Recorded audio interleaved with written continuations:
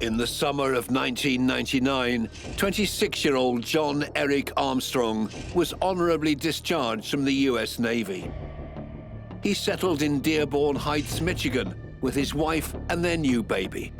He was a nice neighbor, a good friend, a good father, apparently, according to his neighbors. But Armstrong wasn't the loving family man that people believed him to be. Armstrong was, in my humble opinion, the personification of evil.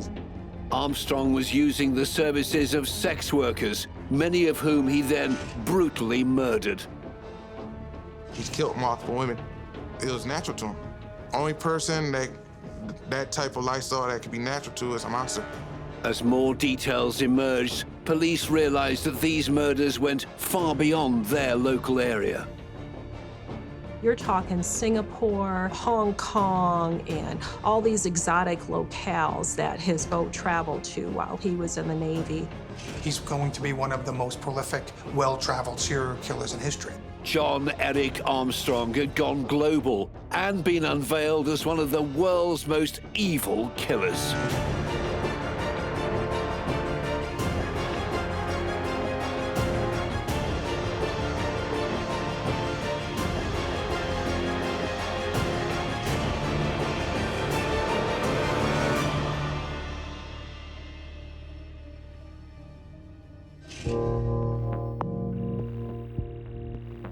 On April the 10th, 2000, in Detroit, Michigan, police were alerted to an alarming discovery. The bodies of 3 sex workers had been found near some railway tracks in varying states of decomposition. This was the work of a serial killer. He didn't try and conceal his crimes. He just discarded the bodies, didn't try and hide them. He just came back to visit and abuse, and then move on to the next murder and dispose of that one and roll it down the hill and find another one. With no leads, the police were under pressure to find the unknown killer before he could strike again. Then a chance traffic stop and subsequent arrest of 26-year-old John Eric Armstrong led to more revelations than they could ever have expected. In the patrol car, one of the patrolmen could hear Armstrong in the back muttering something under his breath. "I'm glad it's over. I'm glad you guys got me."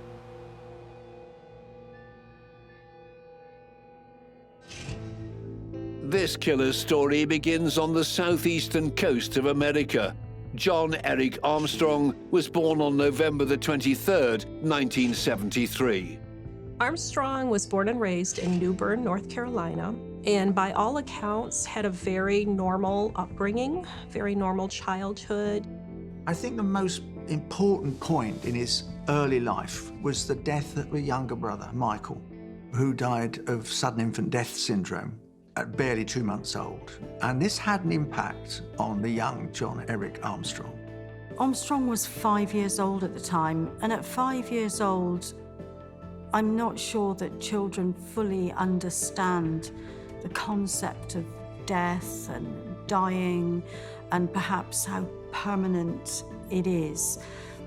So it's quite possible that it impacted him in a way that made him feel completely powerless. He was so distraught over that he deliberately rode his bicycle out in traffic, almost like, with the intention of joining his baby brother. The loss of the baby had a major impact on Armstrong's parents. Shortly after his baby brother Mikey died in the crib, his biological father left the family. After his father left, young Armstrong stayed in the family home with his mother.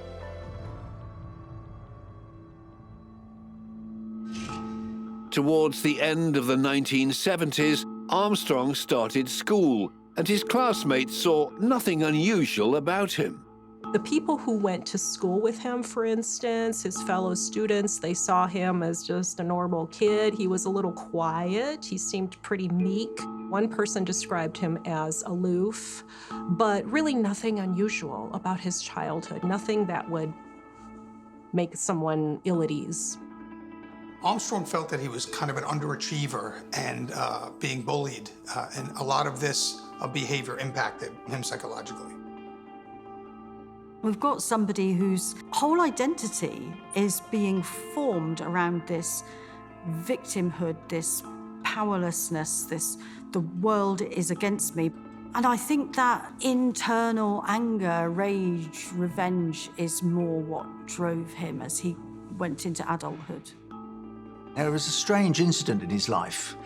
At school, he said, one of his classmates, a girl, was trying to persuade him to have sex with her, and he didn't want to. And he locked himself into a bathroom and threatened to kill himself. This led to a month-long stay in a mental health facility. So he obviously had issues with sex. A simple pressure for sex is not going to put you into psychiatric care. There's a lot more going on here. At the age of 16, Armstrong felt that he was still dealing with the negative impact of his brother's death, and so he went for additional psychiatric counseling. To seek psychiatric care at age 16, when he's just had care for another incident, this is somebody who's really, really struggling to function in the world. By his late teens, despite his problems, Armstrong had managed to start a relationship with a girl. But when his high school sweetheart left him for another boy, Armstrong was devastated, especially when he saw his love rival shower his ex-girlfriend with gifts. Armstrong interpreted this as her prostituting herself for her affections in exchange for these gifts that this other new suitor was providing her. This guy sees women, sex, relationships, transactional.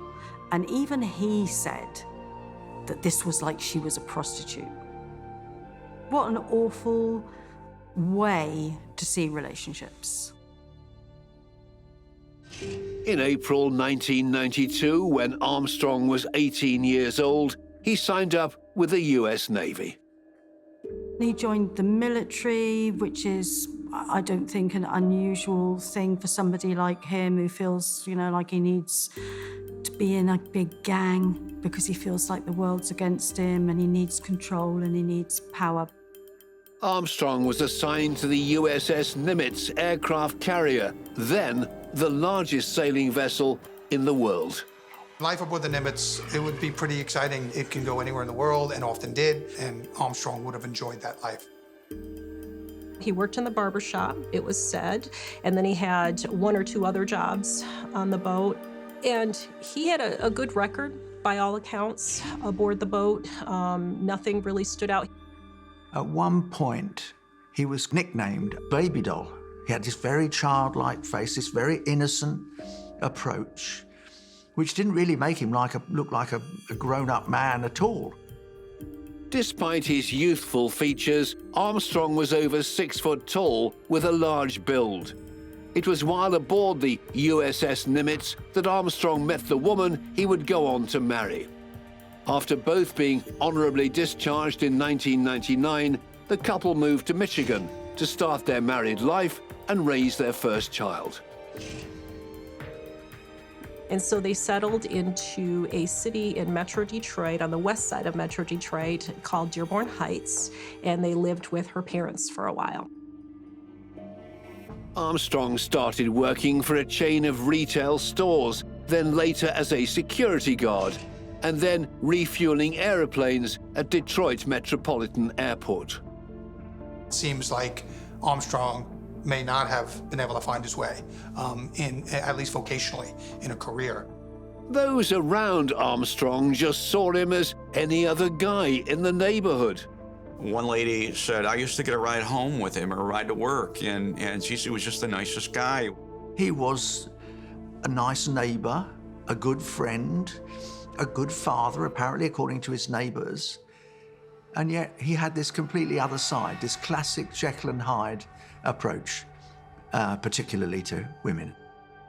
Beyond this normal life appeared to be a facade, and behind that facade, Armstrong was going out and engaging in activity like having sex on a regular basis with sex workers.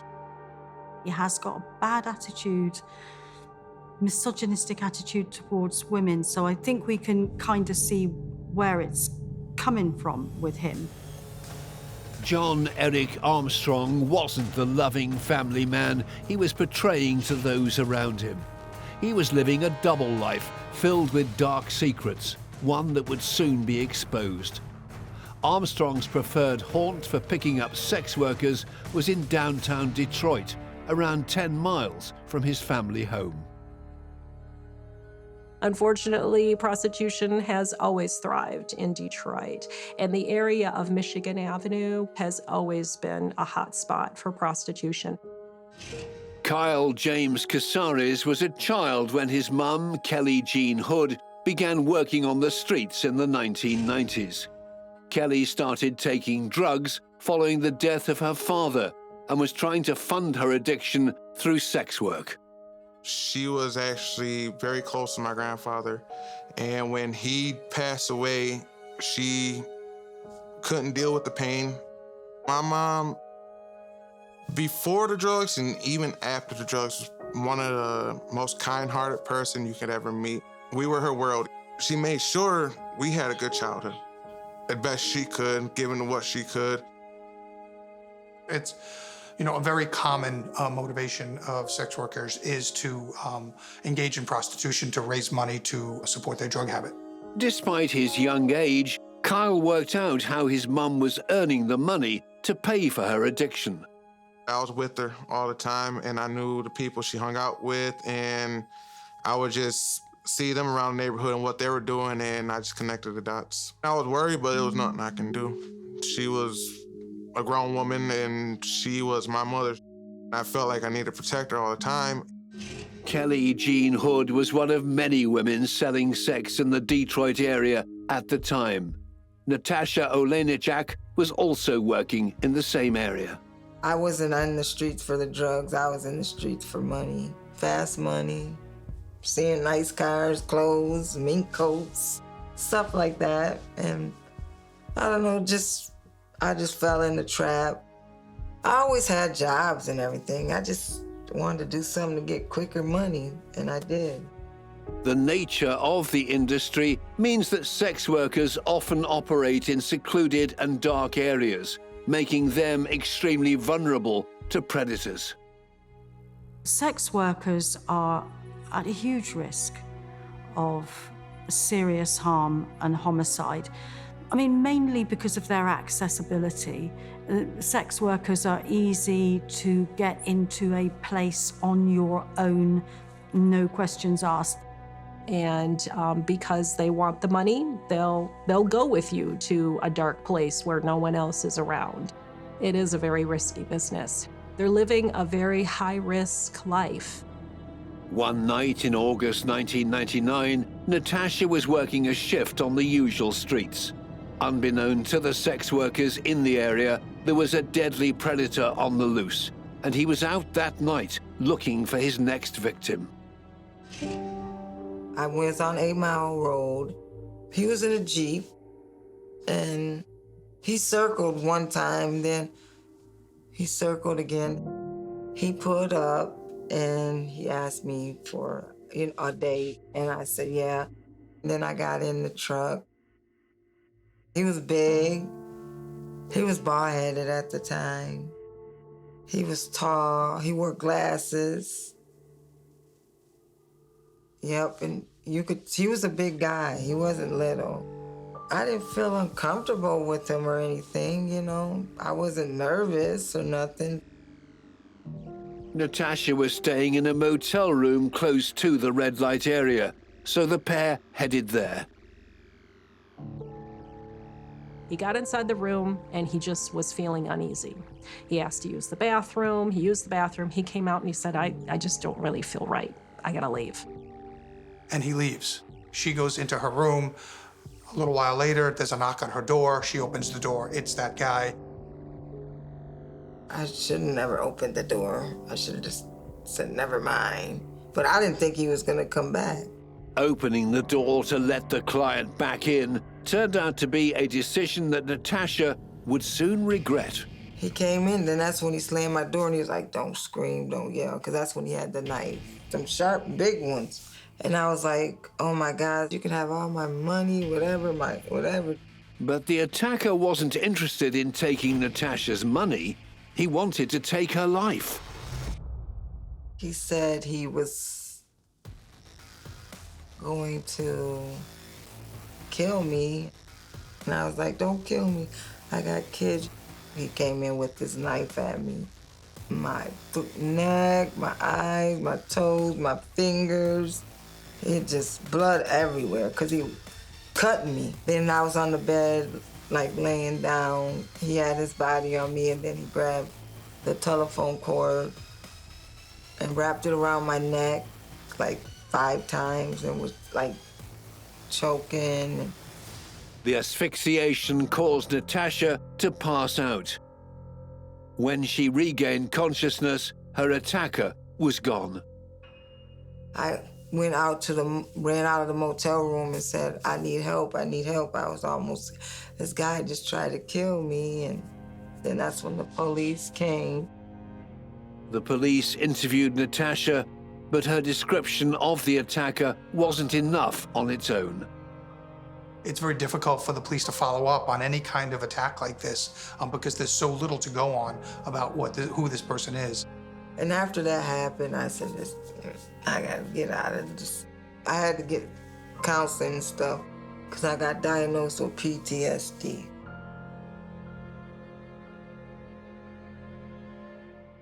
Less than 4 months later, on December the 2nd, 1999, another woman was targeted. 31-year-old sex worker Monica Johnson was driven to work on Michigan Avenue by her boyfriend. The couple parked up on a side street just off the notorious red light strip. And he stayed in his car while she walked down Michigan Avenue to do some business. And that's the last he ever saw of her. Monica had been picked up by a man on Michigan Avenue, and they'd driven away from the area to have their sexual encounter. And it was just a short little kind of secluded area, a short little service drive. And they parked along there near an alley and they carried out a transaction. But then things took a dark turn when the man Monica was with attacked and strangled her. A passerby found her still alive hours later and called for an ambulance. And the ambulance came and they picked her up and they took her to the hospital, but by the time they got there, she had died. With no eyewitnesses or CCTV of the attack on Monica Johnson, the police had no leads and very little to progress their investigation. Nor had they identified any suspects for the attacks on several other sex workers in Detroit in 1999. Monica's killer was still on the loose in Detroit, and he could strike again at any moment. So when we get into the beginning of 2000, the turn of the millennium, he escalates really quite quickly. He cannot give up the compulsion to have sex with sex workers and kill them. 39-year-old Wendy Jordan was known to the police as a sex worker in the red light area of Detroit. On January the 1st, 2000, Wendy got into the car of a man who wanted to pay for her services. He was on Warren Avenue in Detroit, and he picked Wendy up and he took her to this side street that was right next to a funeral home, and they parked in the parking lot of this funeral home. And they proceeded with their transaction, and then he killed her and he drove with her in the Jeep. It's a few miles away. And he pulled over and dumped her over a bridge into the Rouge River on Ann Arbor Trail. And then he went home. Wendy's body had been left in Dearborn Heights, the home of John Eric Armstrong and his family. Since leaving the Army less than a year earlier and moving to the area, Armstrong had changed jobs a number of times. On January the 2nd, 2000, Armstrong set off for work at a retail store. At some point in the morning, Armstrong reported feeling sick and told his boss he had to leave work, at which time he drove away, apparently on his way home. On his way home, Armstrong pulls over on the bridge over the Rouge River and says he did that because he felt so ill he was going to vomit over the bridge. Armstrong looked down at the River Rouge below. It's maybe at that point 50 yards wide, 6 to 8 feet deep at the most, and it runs for miles. But there's not a real strong current. It was January, and it was still frozen. And so he looks over the bridge and he sees this woman. It was the body of Wendy Jordan, who'd been left there the previous day. Armstrong flagged down a passerby to call the police. I'm on the Rouge River, and there's a dead body in the river.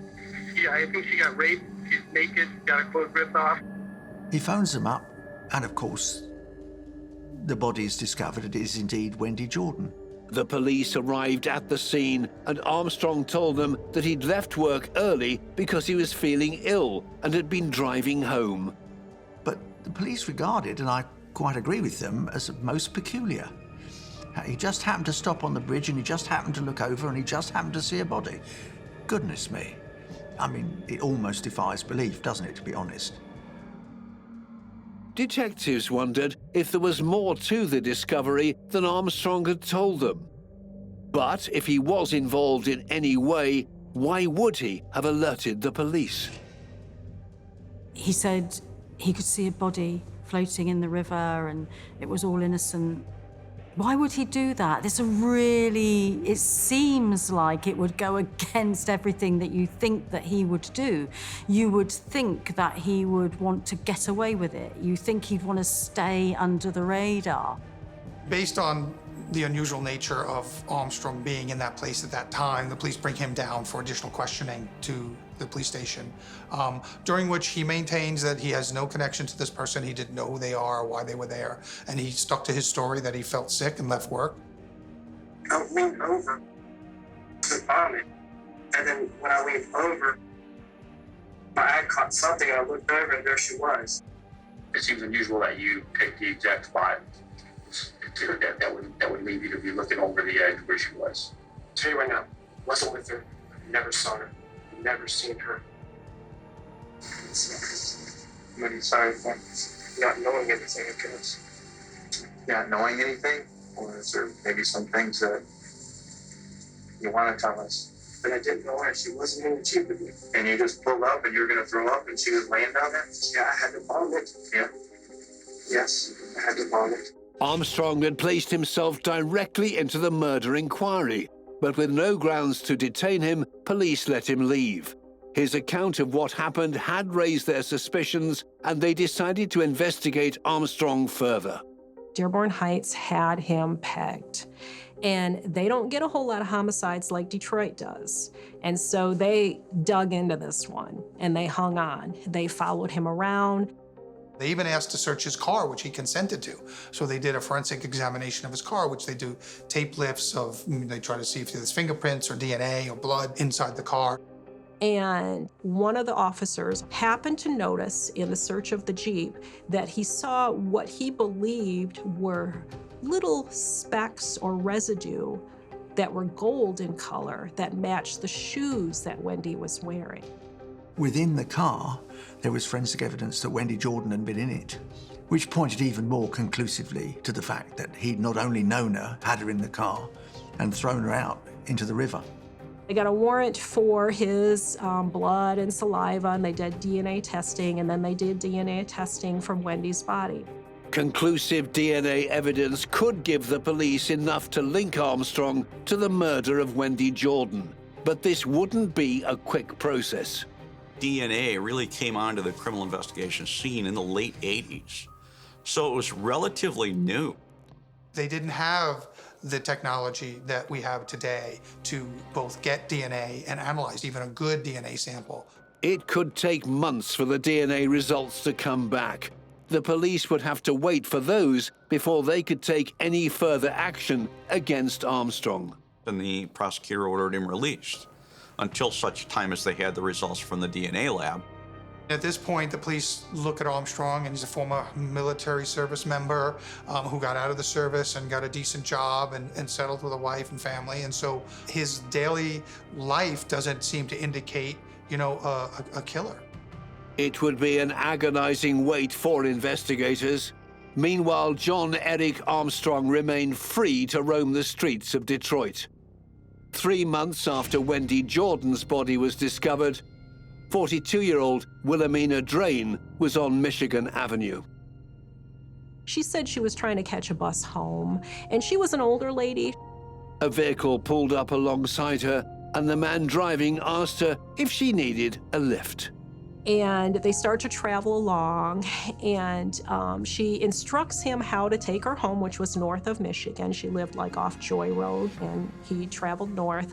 But he didn't make the turn he was supposed to make, and he turned somewhere else, and he pulled over, and he reached for her. She sprays him with mace, and she's able to escape.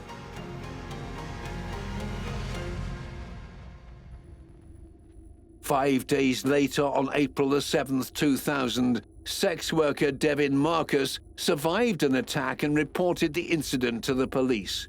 Around the same time, another sex worker called Cynthia was attacked by a man fitting the same description as the other two incidents.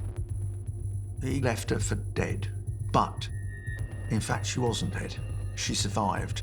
The attacker was showing no signs of slowing down. We've got Wilhelmina, we've got Devin, we've got Cynthia, who were attacked and survived, and he was escalating. He was definitely escalating. I mean, once he kicked back into gear in mid-March, he escalated. Boom, boom, boom, boom.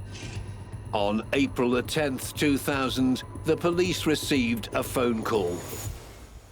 Somebody thought they saw a body on the side of a railroad track as they were passing through. I was the commanding officer of the Violent Crime Section of the Detroit Police Department, composed of the Violent Crime Task Force, the Fugitive Apprehension Team, and the Crime Analysis Team of the Detroit Police Department. Every Monday morning, we would have a briefing. While we were in that meeting, the head of the Homicide Division got a message to call the office. Jerry Cliff passed the news on to his colleague Del Christian, a team leader on the Violent Crime Task Force. The commander from the Detroit Police Department came through and says, hey, they found a body over by the railroad tracks. It's just a track that just goes through. It's a single track in that area that's used by one of the passenger rails and also freight. And a passenger on the train that looked out the window and saw the body told the conductor, I think I just saw a body on the track, and the conductor contacted the police department. Not long after this report came through to the police, there was more news to follow. As they walk around the area, they discover a second body. And he came back and he said, there's two bodies at the scene, and they're in different states of decomposition. They walk around further, and unfortunately, third body. And so they realize, okay, this is very bad. These three females were probably left here by the same person. With 3 dead bodies found in the same location, police had to act fast to establish what had happened to these women. There was one victim. She was lying 10 to 15 yards away from the tracks themselves on grass and gravel, but not concealed at all in brush or anything like that. She had her pants down around her ankles. She had her legs had been spread in a revealing manner, I guess you would say. There was what appeared to be tights of some sort wrapped around her neck, so you could tell that she'd obviously been raped and strangled. As we walked further, would have been north, there was a lot of brush, and that's where the second and the third bodies were found. The bodies weren't very well hidden, so this isn't somebody who's done what they've done and they're leaving the scene. So we have to assume that the killer knows these bodies will be found, wants them to be found, in fact. They want to display what they've done to the world. The victims all had ligature marks around their necks, showing that they'd been strangled. Their bodies had also been posed by their killer. I don't think that somebody who does that to women has got great relationships with women. probably struggles in relationships with them and feels an awful lot of resentment towards women. I mean, the misogyny of it just is probably the loudest message that you can get from something like that. It's wanting to degrade and humiliate the victims. This was a man taking pleasure in killing and demeaning women. Once we realized, well, we have what I would call a dumping ground for the bodies, we knew we had a serial murderer. We mobilized pretty much everybody that we had. Didn't take us long to realize that this guy was a very prolific killer and that we needed to get him off the street as soon as humanly possible before somebody else died. Now you have multiple victims, you have future victims that may happen unless you catch this person, because they're not going to stop killing until you catch them. Over 8 months in 1999 and 2000, a spate of attacks and murders had happened in the Detroit area of Michigan. It was clear to police that a serial killer was loose on the streets, attacking and murdering women at an increasing rate. Detectives knew they needed to act fast. Now this ups everything in the police mind. The investigation immediately takes on a different tenor. This is obviously a serial because you could tell by looking at the 3 bodies that they were in differing states of decomposition. And it's going to be the only case that we're going to be dealing with for the next few days until we get the bad guy. The race to catch the killer was on, but with limited evidence and no leads, the investigators had little to go on. They needed to identify the 3 women and work out a possible connection between them, in the hope that it might lead the police to their killer. As we were able to identify the victims, we also found out that there had been previous arrests for or encounters with the law concerning prostitution and whatnot. One was called Robin Brown, also known as Nicole Young. One was Rosemary Felt, and the last was called Kelly Hood. For Kelly Hood's son, Kyle, his worst fears for his mother had come true. I heard my grandmother coming up the stairs, and the first thing she told me before anybody, she said, Miko, they found your mom. She's not here with us anymore. They found her. She's gone. And then I knew then that she meant she was dead. She became addicted to drugs. The only way that she could support herself after her family broke up was to work the street. She didn't become addicted because she wanted to. She wasn't working the street because she wanted to. She was working the street to support a habit that she had no control over.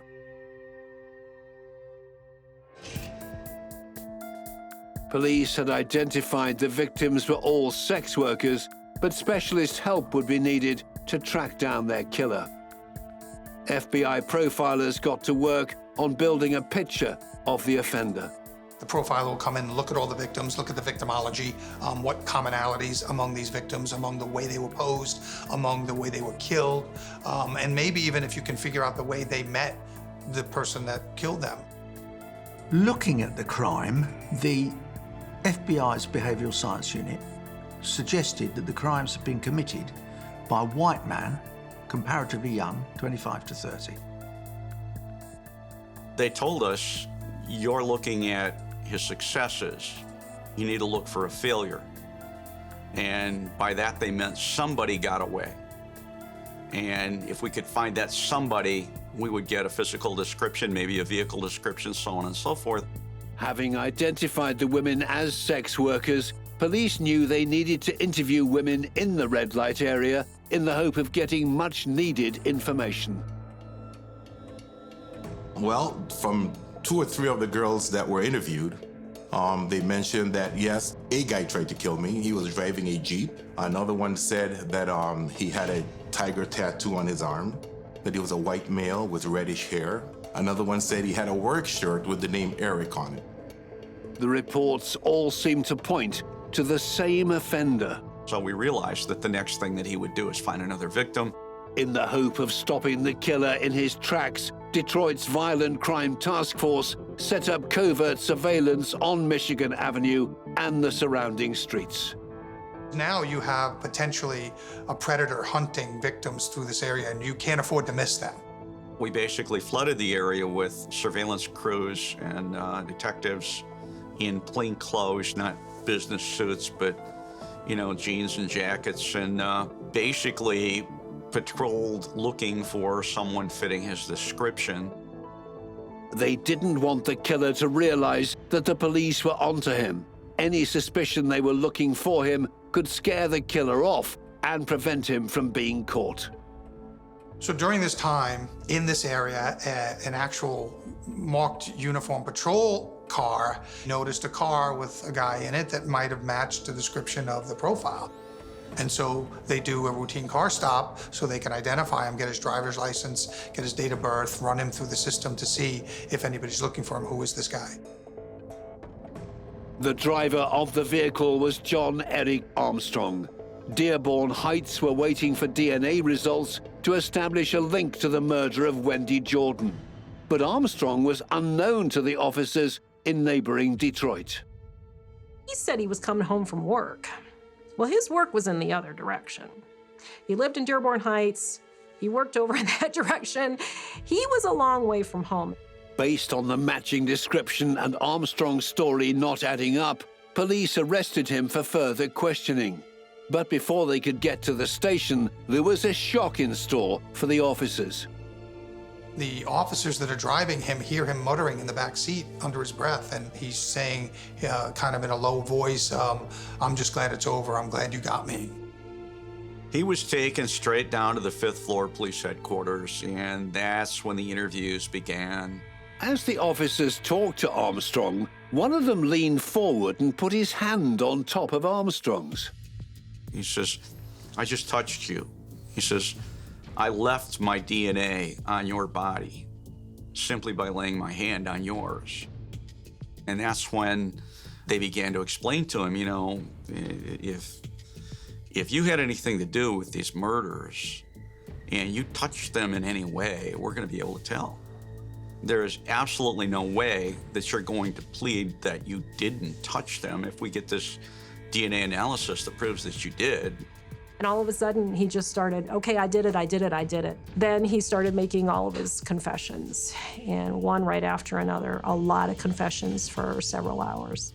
John Eric Armstrong confessed to the murders of the 3 women found at the rail yard: Nicole Young, Rosemary Felt, and Kelly Jean Hood. Also during this time, in this confession, he confessed to the murder of Wendy Jordan off the Rouge Bridge. He knew that he was a suspect in that case, so it was time to confess to that.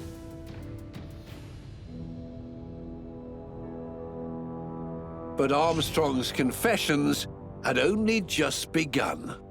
He actually went through a list of a number of females that he had murdered while he was on the USS Nimitz aircraft carrier in multiple foreign countries. Anytime he was on shore leave, he would go ashore, and quite often he would find a prostitute and go through his routine, rape, murder, and, sometimes he would dispose of the bodies and sometimes he would just leave them.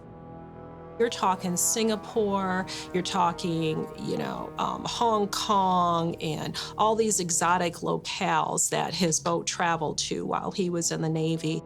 At this point, FBI officials begin to investigate Armstrong's claims of all these other murders internationally, because if it is true, he's going to be one of the most prolific, well-traveled serial killers in history.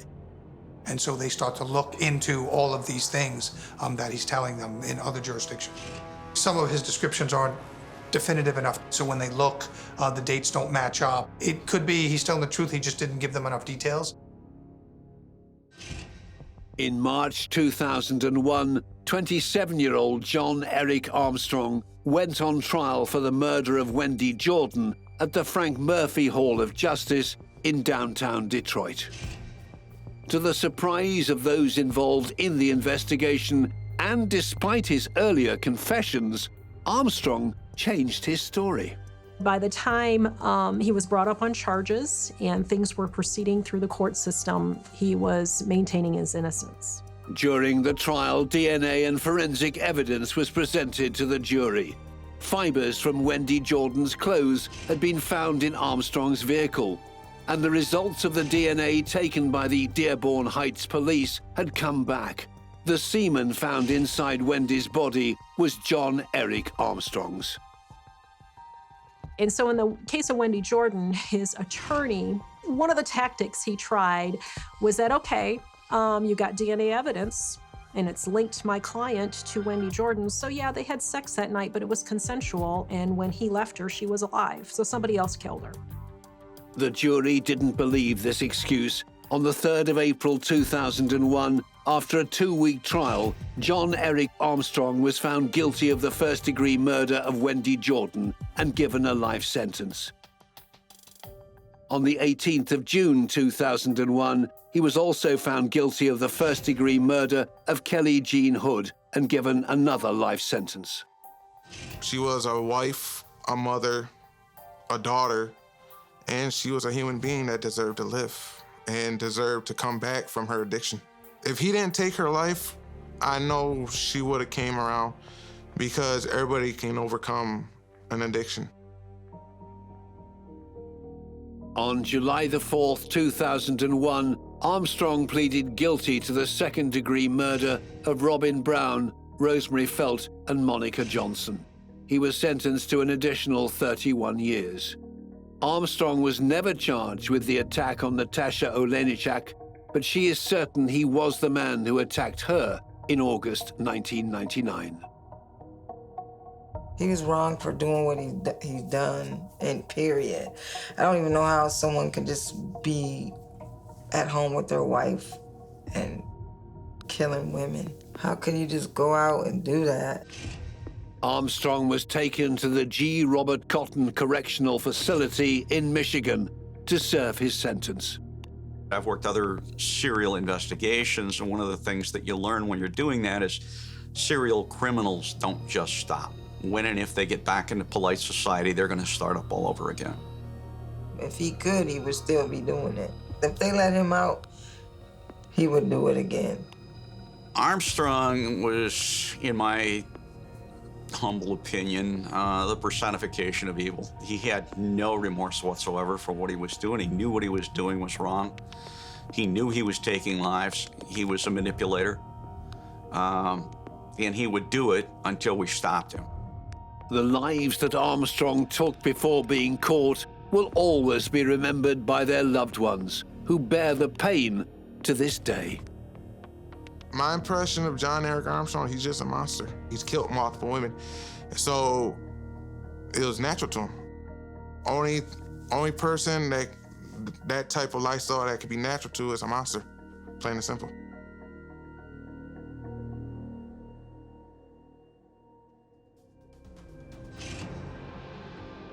Armstrong killed 5 women in Michigan and violently attacked many more. He also claims to have murdered women all over the world when he was in the Navy. If true, John Eric Armstrong is one of the most globally prolific serial killers to ever exist, and will forever be known as one of the world's most evil killers.